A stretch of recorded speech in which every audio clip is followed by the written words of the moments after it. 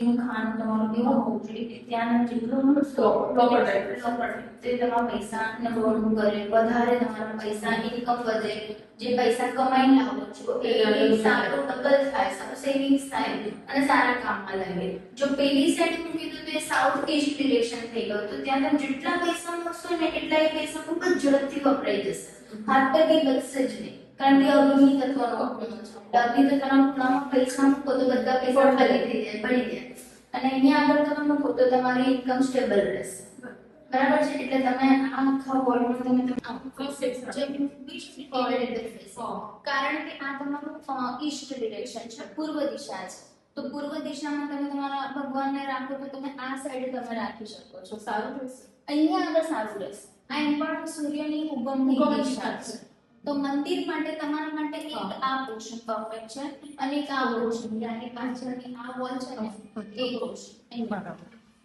તો તમે મંદિર જો અહીંયા રાખો છો, બરાબર છે, તો પછી તમે છે ને આમ એવું નહીં કે ચલો ઉપર મંદિર રાખ્યું નીચે ફ્રીજ, એવું નહીં. ના. મંદિરને તમે થોડું સ્થાપન કરજો. ભલે તમે અહીંયા આગળ પેલું નાનકડું એવું ટેબલ મૂકી અને પછી બાજુ કેવું મૂકીને અહીંયા આગળ મંદિર તૈયાર મળે છે ને. હા, બસ એવું જ લાવશે. તો તમે થોડું તમે સપોર્ટ આપજો.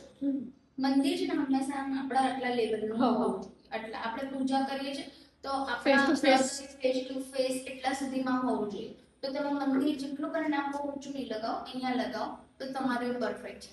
પણ બની શકે ને તો બાજુ ઉપર થોડું કામ અહીંયા આગળ આટલું ટેબલ મૂકી શકો તમે અને ટેબલ ઉપર મંદિરનું સ્થાપન કરો અને અહીંયા આગળ થોડી સ્પેસ આપો. આ દિશામાં મૂકશો તો એકદમ પરફેક્ટ છે. પ્રોપર સૂર્ય ઉગે ને એ આ દિશા છે, પૂર્વ દિશા. હા, એ આપણે આ દિશામાં નહીં લગાવવા, એ દક્ષિણ દિશામાં લગાવવો પડે, બરાબર છે? એટલે જો તમારે હોલમાં લગાવવા હોય ને દક્ષિણ દિશામાં તો પેલી જે બે દિશા ઉપરના જે વોલ છે ને એક સાઈડ તમારે લગાવવું પડશે. આ સાઈડની વોલમાં નહીં લગાવતા, આ સાઈડની વોલમાં નહીં લગાવતા, આ સામેની વોલમાં. આ સામેની વોલ છે ને એમાં પણ એન્ટ્રન્સ છે એટલે થોડું સાઈડમાં લગાવવું. કારણ કે આ તમારો મેઇન મુખ્ય રૂપ છે. હવે એ લોકો પિતૃઓ થઈ ગયા, બરાબર છે? આશીર્વાદ તો આપે જ છે. તો તમારે ડ્રેસિંગ ટેબલ ત્યાં મૂકી દેવાનું છે. આની મારે ડ્રેસિંગ ટેબલ લઈ લઈશ. કારણ કે એમ પણ છે ને હાફ નોર્થ આવે છે તમારો અહીંયા, તો નોર્થમાં જ કાચ રખાય, સાઉથમાં કાચ ના રખાય, દક્ષિણ દિશામાં કાચ ના રખાય, ઉત્તરમાં રખાય. આની ઉપર અને એ બી પ્રોપર દિશામાં આપ્યો છે. સ્ટોરૂમ આપે છે. તમે જેટલું બી વજન મૂકો ને આ દિશામાં કોઈ વાંધો નથી. અને ખાલી ડબ્બાને હા, ઘઉંના પીપળા વજન જેટલું પણ અહીંયા મૂક્યું હશે આ દિશામાં પ્રોપર છે. ટોયલેટ બાજુ આ એકદમ પરફેક્ટ છે, બરાબર. આમાં કોઈ એવું એન્ટ્રી રિસ્ટ્રિક્શન નથી. થોડું ઈસ્ટ તરફ ખુલે છે તો તમે તાર મૂકી શકો છો અહીંયા આગળ. જેમ કે આ જે હોય કે નહીં ટોયલેટ એની આજુબાજુ સહેજ તમે અત્યારે તમે જે ઘડિયા કામ કરતા હોય ને તમે સહેજ મિક્સી પાડી અને અંદર તાંબાનો તાર નાખો, બરાબર.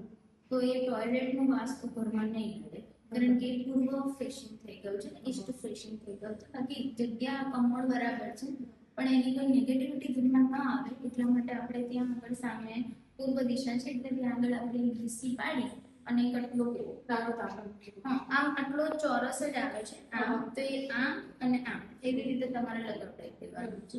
અને ઉમરો છે ને ત્યાં આગળ એ તમે લાકડાનો એટલે આ જે કાળો પથ્થર છે ને એ ઉખાડાઈ દેજો અને એમાં તમને હું કેટલીક સામગ્રી લખી આપીશ, જેમ કે ગોમતી ચક્ર છે, હળદર છે, ગંગાજળ છે, ગૌમૂત્ર છે, બીજી પણ 5-7 વસ્તુઓ તમને લખીને આપીશ. તમે રહેતા આવો ને એ પહેલા ખાલી એટલો ભાગ જે છે ને ખોલાઈ આ બધી વસ્તુ અંદર મૂકી પથ્થરો નખાવો હોય તોય ચાલશે, પણ તમે લાકડાનું પેલું કરાવશો તો એ વધારે સારું રહેશે. કારણ કે આપણો દરવાજો થોડો પેલામાં આવી રહ્યો છે તો એકદમ લકી થઈ જશે, બરાબર.